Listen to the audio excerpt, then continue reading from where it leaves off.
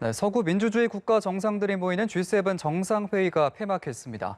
코로나19 사태와 중국의 급부상 속에 G7 정상들이 어떤 글로벌 리더십을 보여줄지 관심이 쏠렸는데요. 이번 정상회의에는 한국도 초청국으로 참석했습니다. 융합뉴스부 이봉석 기자와 함께 자세한 얘기 나눠보도록 하겠습니다. 어서 오십시오. 안녕하십니까? 자, 먼저 G7 정상회의 공동 성명에 중국을 겨냥한 메시지가 담긴 건 처음이라고 하는데요. 일단 시진핑 주석이 그동안 강조해왔던 1대1로 전략, 경제 영토 확장 전략인 이 1대1로에 대해서 대응하는 프로젝트를 가동하겠다, 이런 내용이 담겼다고요. 네, 그렇습니다. 주요 7개국 G7 정상들이 영국의 코넌이라는 남서부 도시에서 정상회의를 가졌습니다. 코로나 사태 때문에 G7 정상들이 대면으로 회의를 가진 것은 2년 만에 처음이었는데요. 사흘간의 일정을 마치고 우리 시간으로 어젯밤 공동성명을 발표했습니다. 공동성명에서 가장 눈길을 끄는 것은 중국의 1대1로에 맞서는 국제적 개도국 지원 프로젝트입니다. 예. 이름은 더 나은 세계 재건, 빌드백 베러 월드, 줄여서 B3W인데요. 바이든 대통령이 대선 때 더 나은 재건, 빌드백 베러를 내세웠는데 이름만 봐도 미국이 주도적으로 나섰다는 걸 알 수 있습니다. 예. 세계은행은 개도국이 12여 년 뒤인 2035년까지 40조 달러, 우리 돈으로 약 4경 5천조 원이라는 천문학적인 규모의 교통 등 인프라 수요가 있을 것으로 보고 있는데요. 이걸 돕겠다는 겁니다. 중국이 일대일을 통해 세계에서 영향력을 확대하는 걸 막겠다는 그런 의도가 깔려 있습니다. 예. 그리고 이 1대1로 말고도 또 중국이 민감하게 생각하는 이슈들이 대거 포함이 되어 있다고 하는데 또 어떤 것들이 있는지도 소개해 주시죠. 네, 우선 G7 정상들은 중국의 세계 보건기구 WHO의 코로나19 기원 2단계 조사에 협력할 것을 촉구했습니다. 예. 1단계 조사에서 WHO는 코로나19의 발원을 못 찾았고 바이러스가 우한 연구소에서 유출됐을 가능성도 극히 낮다면서 사실상 중국에 면죄부를 줬었습니다. 공동성명에는 이 밖에도 신장자치구 인권과 홍콩 자치 관련 내용도 담겼고 대만 문제도 들어갔습니다. 신장자치구와 홍콩, 대만은 모두 중국이 레드라인으로 부를 정도로 민감해하는 주제들입니다.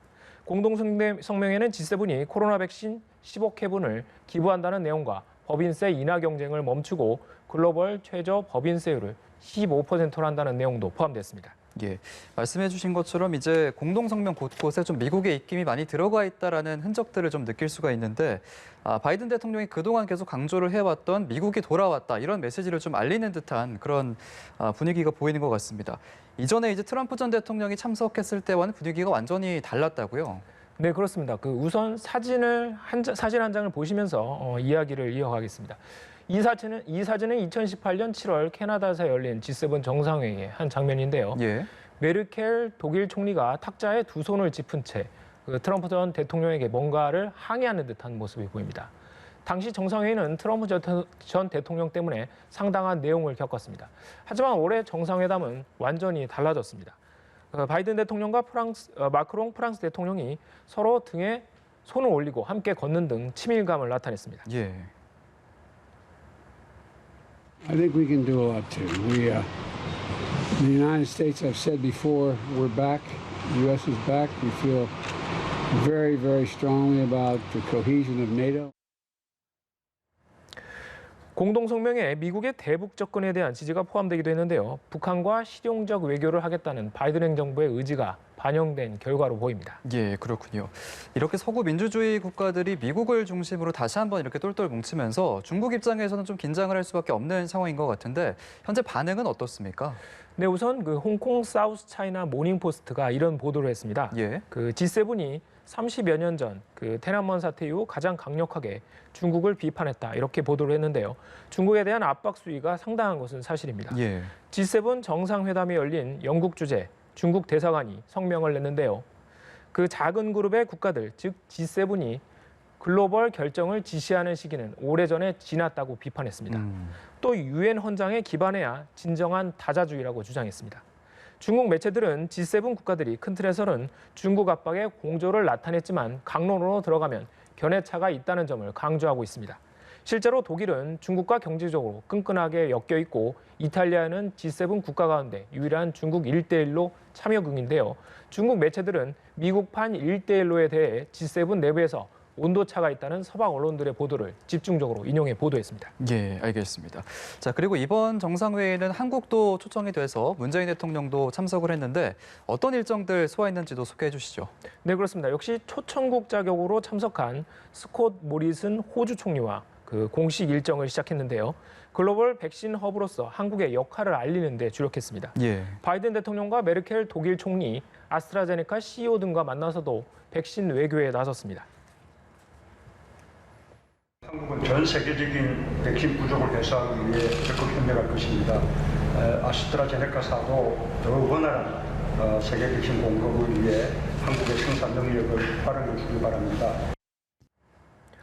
문 대통령은 G7 정상회의를 계기로 스가 요시대 일본 총리와 잇따라 대면했습니다. 우선 G7 확대 정상회의 개최 전 스가 총리와 조우에 서로 반갑다고 인사를 건넸는데요. 한일 정상은 이틀째 회의가 끝난 뒤 열린 만찬에서도 부부가 인사와 함께 대화를 나눈 것으로 알려졌습니다. 예. 하지만 개최 여부에 관심이 쏠렸던 한미일 회의와 한일 회담은 결국 열리지 못했는데요.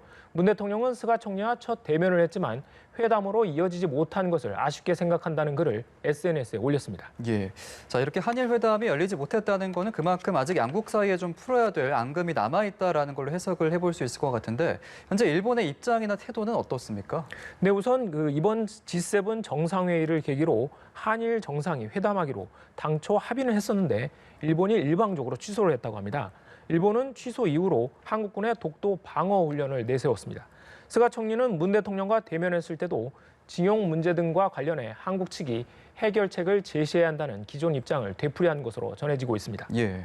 또 의장국인 영국은 G7에 한국 등 4개국을 더해서 민주주의 11개국 D11으로 확대시키려는 움직임이 있었는데요.